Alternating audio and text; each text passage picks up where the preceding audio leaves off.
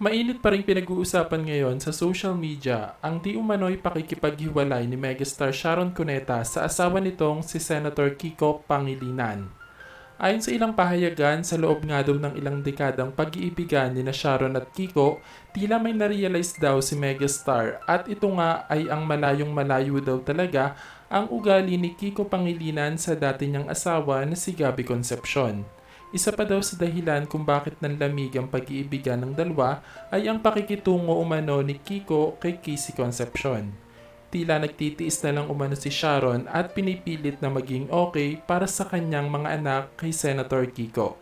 Samantala, lumabas naman ngayong araw na nagpaalam na umano si megastar kay Kiko Pangilinan na gusto na muna nitong lumabas ng bansa upang makapag-isip-isip. Hinihintay na nga lang daw ni Sharon na matapos ang promotion ng movie nila ni Alden nang sa gayon ay makalipad na ito papuntang ibang bansa.